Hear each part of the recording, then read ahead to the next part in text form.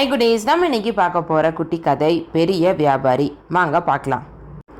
ஒரு ஊரில் ஒரு வியாபாரி வாழ்ந்துட்டு வர்றாரு. அவர் ஒரு கடின உழைப்பாளி, அதே சமயம் புத்திசாலியும் கூட. சளைக்காத உழைப்பால் பல ஊர்களில் தொழில் நிறுவனங்களை துவங்கி நிர்வாகத்தை முழு கட்டுப்பாட்டில் வச்சிட்டு இருந்தார். வியாபாரத்தில் இவர் தான் முன்மாதிரி அப்படிங்கிற அளவுக்கு ஒசரத்தில் இருந்தார்.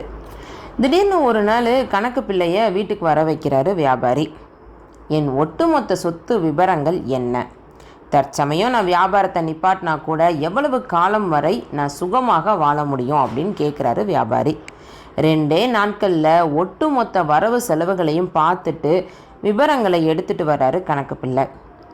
இதுவரை செஞ்சுள்ள முதலீடுகள் நல்ல வருமானம் தருது. இப்போ கூட நீங்கள் ஓய்வு பெற்றா 2 தலைமுறைகளுக்கு பொருளாதார கவலை இல்லாமல் நீங்கள் சந்தோஷமாக வாழலாம் அப்படின்னு கணக்கு பிள்ளை சொல்கிறாரு.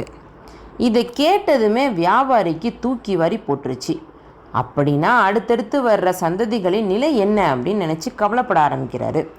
சரியாக சாப்பிட்றதில்ல, சரியாக தூங்குறதில்ல, உடம்பையும் சரியாக பார்த்துக்கிறதில்ல, எப்போ பார்த்தாலும் கவலையோடைய வாழ ஆரம்பிக்கிறாரு. ஒரு நாள் அந்த வியாபாரியோட நெருங்கிய நண்பர் அவரை சந்திக்கிறதுக்காக வீட்டுக்கு வர்றாரு. நண்பனோட முகத்தை பார்த்து அவர், முகம் வாட்டமாக இருக்கே, தொழில் எதுவும் பிரச்சனையாப்பா அப்படின்னு கேட்குறாரு. அதுக்கு அந்த வியாபாரி சொல்கிறாரு, இல்லைப்பா, தொழிலெலாம் நல்லா தான் போகுது, ஆனால் என்னோடய சொத்தோட மதிப்பு 2 தலைமுறைக்கு தான் வருமா, அடுத்து வர்றவங்களுக்கு நான் சேர்த்து வைக்கலையே, அதை நினச்சா தான்ப்பா கொஞ்சம் கவலையாக இருக்குது அப்படின்னு சொல்கிறாரு. தன் நண்பனுடைய பிரச்சனை என்ன அப்படிங்கிறது இவருக்கு தெரிஞ்சிருச்சு. நண்பா, ஊருக்கு ஒரு முனிவர் வந்திருக்கிறாரு, நாளைக்கு அவரை போய் பார்த்துட்டு வாயேன், போகும்போது மறக்காமல் அவருக்கு உணவு எடுத்துகிட்டு போ அப்படின்னு சொல்கிறாரு. உன் கவலையை தீர்க்கிற வழியை அவர் கண்டிப்பாக சொல்லுவார் அப்படின்னு சொல்கிறாரு. இதை கேட்ட வியாபாரியுமே மறுநாள் தட்டு நிறைய உயர்தர உணவு வகைகளை எடுத்துட்டு முனிவரை சந்திக்கிறதுக்காக கிளம்புறாரு. முனிவரை வணங்கி உணவை கொடுக்குறாரு. முனிவருமே, தம்பிகளா இங்கே வாங்க, சுவைமிக்க உணவை இவர் நமக்காக எடுத்துகிட்டு வந்திருக்கிறாரு அப்படின்னு மாணவர்களை கூப்பிட்டு அந்த உணவை மாணவர்கள்கிட்ட கொடுக்குறாரு முனிவர். அதில் இருந்த ஒரு மாணவன் சொல்கிறாரு, குருவே, கொஞ்ச நேரத்துக்கு முன்னாடி தான் ஒருத்தர் நமக்கான இன்றைய உணவை கொடுத்துட்டு போயிருக்கிறாரு அப்படின்னு சொல்கிறாரு. உடனே முனிவர் வியாபாரியை பார்த்து, இன்றைய உணவோட தேவை எங்களுக்கு பூர்த்தி ஆயிடுச்சு, உங்கள் அறுசுவை உணவை ஏற்க இயலாத நிலைமையில் நாங்கள் இருக்கோம் அப்படின்னு முனிவர் சொல்கிறாரு. உடனே வியாபாரி கேட்குறாரு, இந்த உணவை நாளைய பயன்பாட்டுக்கு வச்சுக்கோங்களேன் அப்படின்னு கேட்குறாரு. உடனே முனிவர் சொல்கிறாரு, உணவை பதுக்கி வைக்கும் பழக்கம் எங்களுக்கு கிடையவே கிடையாது. இன்றைக்கு கிடைக்கிற உணவை நாங்களும் சாப்பிட்டு பிறருக்கும் பகிர்ந்து கொடுத்து தான் நாங்கள் வாழ்கிறோம் அப்படின்னு சொல்கிறாரு.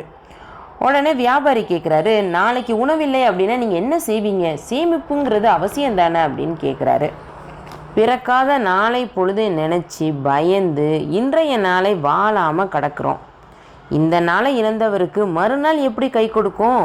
கவலையே இல்லாமல் திட்டம் போட்டு கடினமாக வேலை பாருங்க, மாற்றம் ஒன்றே மாறாதது. இந்த பொழுதை உழைப்பால் வளமாக்கி சிறப்போடு வாழ்ந்து மற்றவர்களுக்கும் உதவி செஞ்சீங்க அப்படின்னா உங்களுடைய எதிர்காலம் கவலையே பட வேணாம், நல்லபடியாக அமையும் அப்படின்னு முனிவர் புன்னகையோடு எடுத்து சொல்கிறாரு. வியாபாரியுமே மனக்குழப்பங்கள் கவலைகள் எல்லாமே நீங்கி தெளிவு பெற்ற மனசோட சந்தோஷமாக அந்த இடத்த விட்டு கிளம்புறாரு.